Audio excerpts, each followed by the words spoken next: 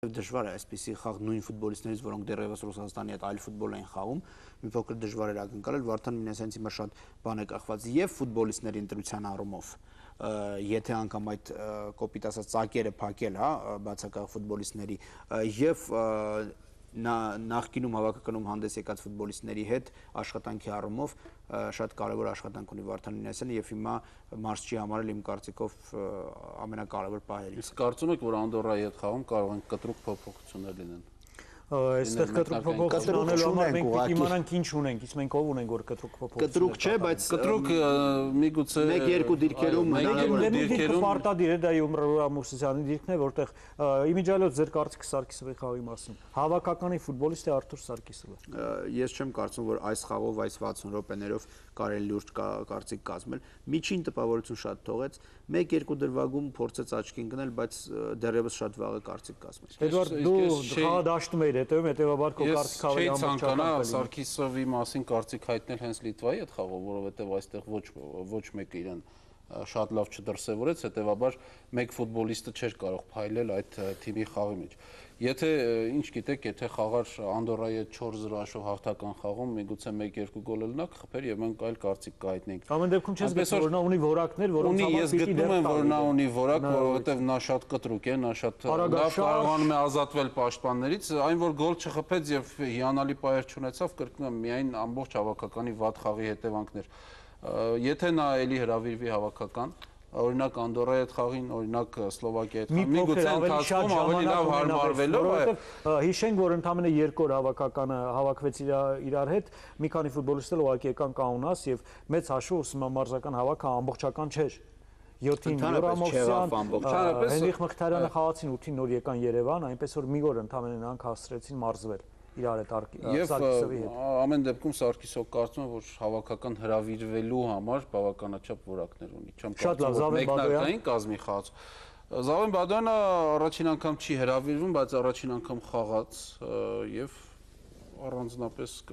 նորից կասեմ, որ ոչինչով չտպավորեց։ Արմեն քո կարծիքը։ Ես նույնպես դա շատ փոքր ժամանակատված եւ այն ժամանակ, երբ որ ամբողջ հավաքանի խաղ կոլապսի մեջ էր։ Ասել որ Զավեն Բադոյանը մի անգամ կլինի, որովհետեւ մեծաժող խաղ չեղավ, որպես այդպեսին Զավեն Բադոյանին գնահատելու համար եւ Շատ լավ, մի հարց էլ եկեք քննարկենք, մենք Արոյանի մասին բավականին շատ խոսեցինք նաեւ Կարեն Իսրայելյանի եւ նրա սխալների մասին։ Ինչ եք կարծում այս քաղաքականությունը, մենք հույս ունենք Բերեզովսկին գա, ով կլինի փոխարինող Բերեզովսկին։ Ձեր կարծիքով պիտի փոխարինող լինի Կարեն Իսրայելյան, թե պիտի լինի հնաբնակներից մեկը, չգիտեմ, Գևորգ Կասպարով, Ստեփան Ղազարյան, ովքեր միշտ եղել են։ Այսինքն մենք պիտի տանք առավելությունը երիտասարդ ֆուտբոլիստին, որը Բերեզովսկու հետ մարզվելով, Բերեզովսկու թիկունքում կանգնելով մի 3-4 տարի հետո կարող է դառնալ նորմալ փոխարինող Բերեզովսկուն։ Կախված նրանից Ռոման Բերեզովսկին որքան երկար է մնալու հավաքականում։ Եթե Ռոման Բերեզովսկին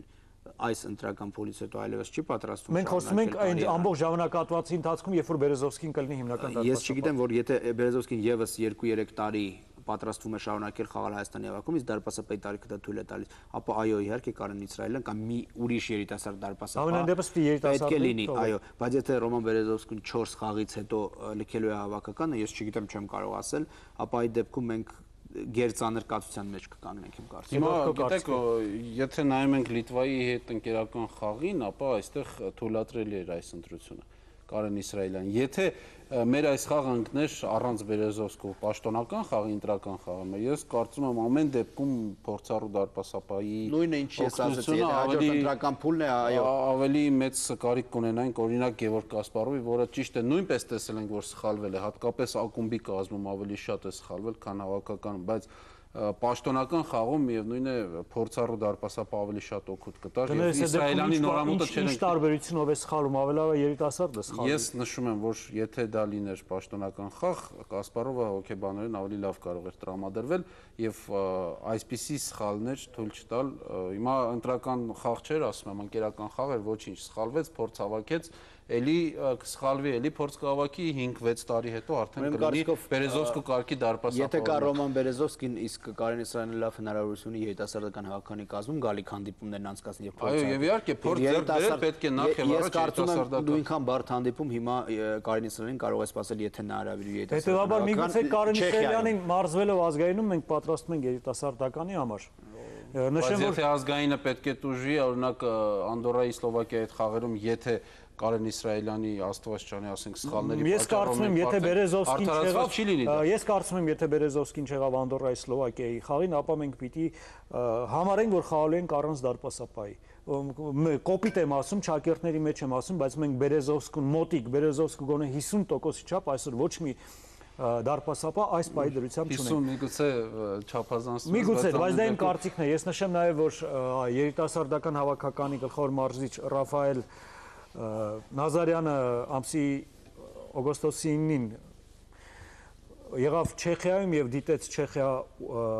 Անդորրա երիտասարդական հանդիպումների խաղը 8-0 հաշվով չեխերը հաղթեցին Անդորրային, այն Անդորրային, որի հետ մենք պիտի խաղանք սեպտեմբերի 3-ին, իսկ Չեխիայի հետ մենք խաղալու ենք սեպտեմբերի 6-ին։ Այս երկու խաղերին կարծում եմ Ռաֆայել Նազարյանը լավ երկու թիմերին միանգամից տեսավ եւ համապատասխան վերլուծություններ կանի, այնպես որ մենք ունենք ոչ միայն ազգային հավաքականի խնդիր, մենք ունենք նաեւ երիտասարդական։ Բայց հիմա այստեղ նայեք այսպես, գնալու են միասին ազգայինն ու երիտասարդականը։ Կարեն Իսրայելյան կամ Արսեն Պետրոսյան, երկուսից մեկը պետք է գա երկրորդ դարպասապահ ազգային։ Այդ դեպքում հաստատ կլինի էլի դարպասապահ, որովհետեւ այդ բոլորը նույն օրը չեն կարող կամ Չեխիայում կամ Սլովակիայում կանգնել, հետեւաբար կլինեն նոր դարպասապահ։ Կարող են հայտավորվել, բայց խաղալ։ Բայց որ նրանք ընդհանուր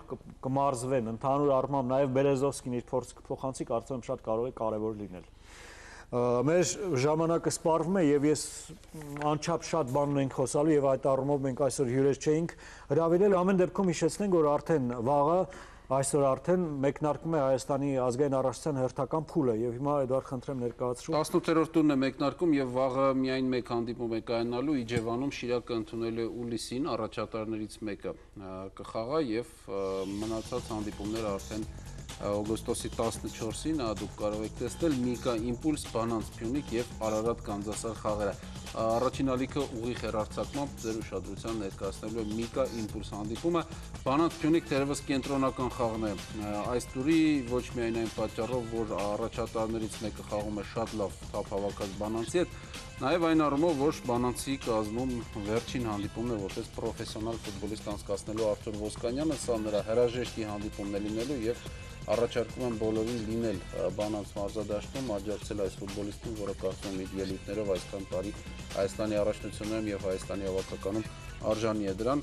Մենք նյութ կպատրաստենք այդ հրաժեշտի խաղի մասին եւ հաջորդ հաղորդման ընթացքում ձեզ կներկայացնենք։ Մրցաշարային աղյուսակն էլ ամեն դեպքում հիշեցնենք ձեզ 33 միավորով առաջատարը Գանձասարն է, 31 միավոր ունի Ուլիսը, 30 Փյունիկը։ Իմպուլսը 25, Միկան 23, Բանանցը 19 է, Շիրակն ու Արարատը ետնապահ են եւ այստեղ Արարատը լավ հնարավորություններ ունի վերջին տեղից հեռանալու։ Այսպիսին է 18-րդ տուրի ծրագիրը։ Ես ցանկանում եմ նորից կարևորել Բանանց Փյունիկ հանդիպման ժամանակ տեղի ունեցող արարողությունը, եթե չեմ սխալվում, հայկական ֆուտբոլի պատմության մեջ առաջին անգամ մենք փորձելու ենք մեր ազգային հավաքականում խաղացած ֆուտբոլիստ Հայաստանի լավագույն ֆուտբոլիստ դարձած ֆուտբոլիստին ճանապարհ դնել ամեն ինչպես դա կատարվում է ուղղորդել դեպի մարզչական կարիերա նորմալ երկրներում եւ այդ առումով կարծում եմ սա շատ կարեւոր բան է որովհետեւ այսպես ավանդույթ է դրվում մենք ունենք արդեն 19 տարվա ֆուտբոլային պատմություն մեր ազգային հավաքականը դեռ ոչ մի անգամ մենք մեր ֆուտբոլիստներին ճանապարհ չենք դրել անկախ նրանից այդ ֆուտբոլիստները արդյունքի հասել են թե չեն հասել ամեն դեպքում նրանք ամեն մեկը մի բան տվել են մեր ազգային հավաքականին իրենց գոնե հոգին ու կյանքը տվել են հետեւաբար Արթուր Ոսկանյանին պիտի ճանապարհենք երևի թե Լեփլեցուն մարզադ դաշտով Լեփլեցուն տրիբունաներով ինչի է շատ կցանկանայի որտեվ սա առաջին անգամ է այսպես պիտի դնենք ավանդույթ Եվ այս հաճելի երևի թե փոքրիկ հաճելի պահ, չգիտեմ որքանով է հաճելի, որ ֆուտբոլիստը հեռանում է, բայց այն, որ նրան այսպես պետք է ճանապարհեն հաճելի է 100%-ով։ Ավարտենք մեր հերթական հաղորդումը, կհանդիպենք մեկ շաբաթից ցտեսություն։